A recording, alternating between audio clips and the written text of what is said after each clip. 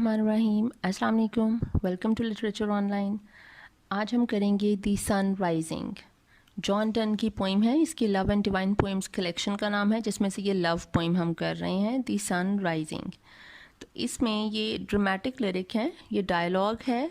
John Donne जो poet है वो लिख रहा है सन के, मतलब सन से मुखातिब होकर वो कर रहा है, ठीक है।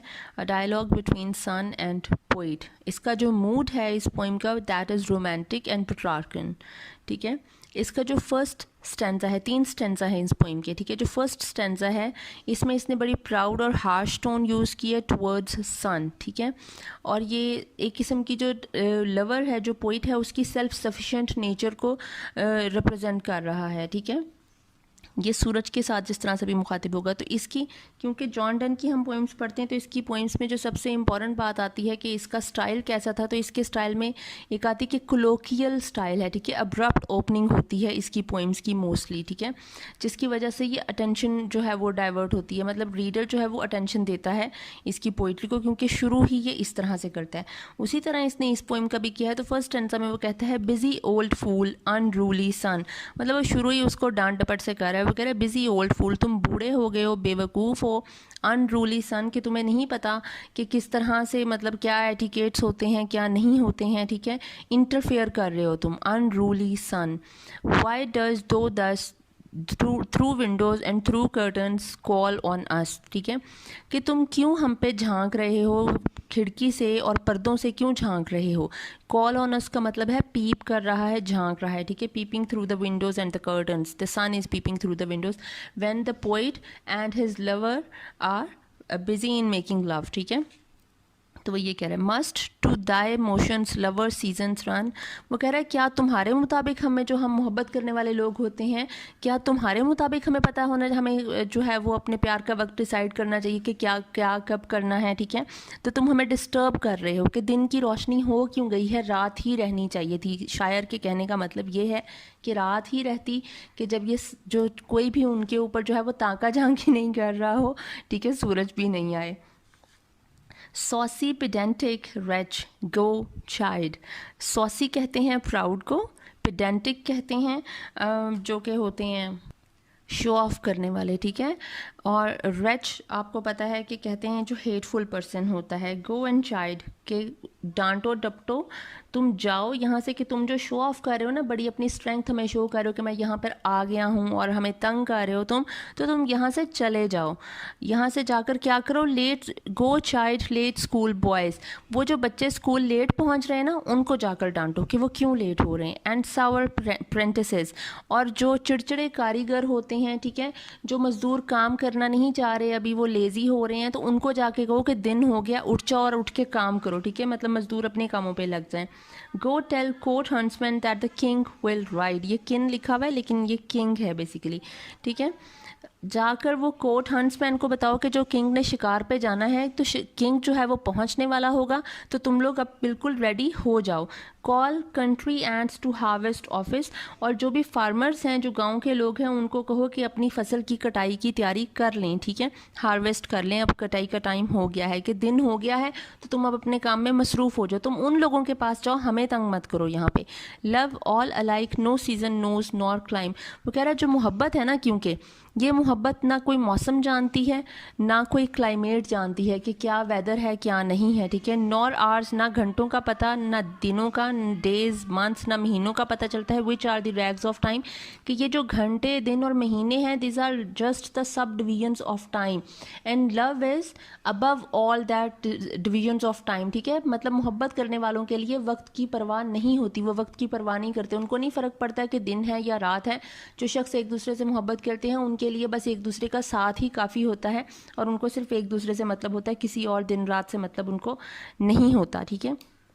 वो कह रहा है thy beams so reverend and strong. Reverend का मतलब होता है जो वर्दी ऑफ रिस्पेक्ट हो। अगर तुम्हारी जो शुआएँ हैं, जो तुम्हारी जो सन रेज़ हैं, अगर इतनी ही काबिल इज़्ज़त हैं, इतनी वर्दी ऑफ रिस्पेक्ट हैं और इतनी स्ट्रॉन्ग और इफ़ेक्टिव हैं, वाई शुड दो थिंक, फिर तो तुम्हें सोचना ही नहीं चाहिए। I could eclipse and cloud them with a wink, मतलब तुम में इतनी तो हिम्मत है नहीं कि तुम मेरी आंखों में आंखें डाल के देख सको, क्योंकि मैं आंखें बंद करूँगा तो तुम्हारी रोशनी तो मुझ तक पहुँच नहीं सकेगी। मैं तुम्हारी रोशनी को, वैसे तो कहने को तुम तुम बड़े ताकतवर हो।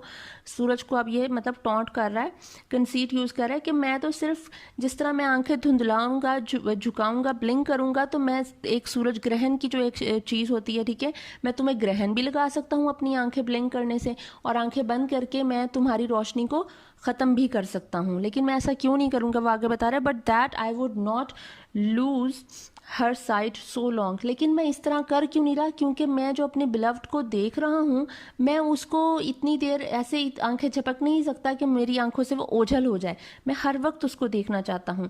If her eyes have not blinded दाइन, वो कह रहा है कि अगर उसकी आंखें तुम्हारी आंखों को चुंधिया नहीं ना देती, लाइक उसकी बिलव्ड जो है वो सूरज से ज़्यादा इफ़ेक्टिव और स्ट्रॉन्ग है, उसकी जो शुआएँ हैं, जो उसकी कशिश है, उसमें अट्रैक्शन है कि वो सूरज की रोशनी को भी ब्लाइंड कर सकती है, ठीक है। Look and tomorrow late tell me, वो कह रहा है तुम इसकी तरफ आज देख लो, मेरी बिलव्ड की तरफ भी आंखों में आंखें डाल के ज़रा देख लो, और कल को मुझे बताना whether both the Indias of spices and mine, के जो ईस्ट इंडिया के जो स्पाइसेस थे, ईस्ट इंडिया के, ठीक है, ये जो एशिया वगैरह है, पाकिस्तान, इंडिया वगैरह के स्पाइसेस बहुत ज़्यादा फेमस थे और इनकी बड़ी वैल्यू हुआ करती थी, बड़े रिच थे ये। एंड माइन जो है ये वेस्ट इंडीज़ की जो गोल्ड माइन्स हैं उसके बारे में बात कर रहा है, कहता है वेदर बोथ, अगर तुम मेरी बिलव्ड की तरफ देख लो तो तुम देखोगे कि वो जो इंडिया के स्पाइसेस हैं और वेस्ट इंडीज़ की जो गोल्ड माइंस हैं, बी वेयर दो लेफ्ट, क्या वो वहीं पे हैं जहाँ तुमने उन्हें कल छोड़ा था दिन के टाइम, और लाई हेयर विद मी, या फिर वो मेरे इस वक्त बिस्तर पर मौजूद हैं। कि मतलब इसकी जो बिलव्ड है वो गोल्ड माइंस और रिच स्पाइसेस से भी ज़्यादा वैल्यूएबल है, ठीक है। Ask for those Kings home दो सॉ येस्टरडे, कहता है उन किंग्स के भी पूछ लेना जिनको तुम कल दिखा था तुमने, ठीक है, कल मिले थे तुम। And thou shall hear all here in one bed lay, लेकिन अब तुम इधर अगर मेरी बिलव्ड की तरफ देख लो तो तुम्हें पता चलेगा कि वो जो सारे किंग्स एंड किंगडम्स हैं वो मेरे बेड पर मौजूद हैं, कि इसकी जो बिलव्ड है वो इन सबसे ऊपर है, ठीक है, सारे किंग्स से और सारी किंगडम से, ठीक है। अब आगे वो कह रहा है शी इज़ ऑल स्टेट्स, ये बड़ी इंपॉर्टेंट लाइन है इसकी पोइम की, she is all states and all princess. ये बड़ा पैशनेट किस्म का अब इसने ये वाला स्टेंजा लिखा है कि वो मेरे लिए सारी किंगडम से और सारे शहजादे शहजादियों से, हर किस्म की जो है वो चीज़ से मावरा है। आई नथिंग एल्स, इसके मतलब मैं कुछ भी नहीं हूँ उसके बगैर।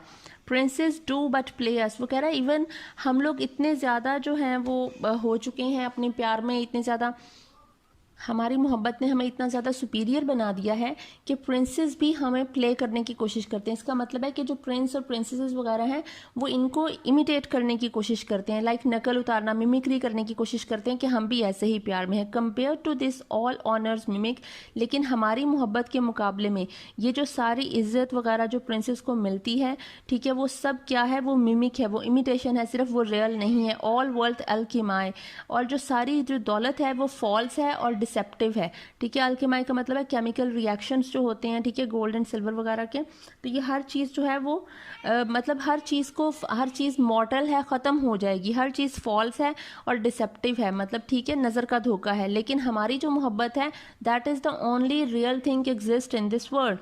दो sun are half as happy as we, वो कह रहा है कि तुम सूरज, तुम हाफ भी उतने हैप्पी नहीं हो जितने हम हैप्पी हैं, ठीक है। मतलब तुम, हमारी जो खुशी है वो इतनी ज़्यादा है कि तुम उससे आधा खुश भी नहीं हो सकते।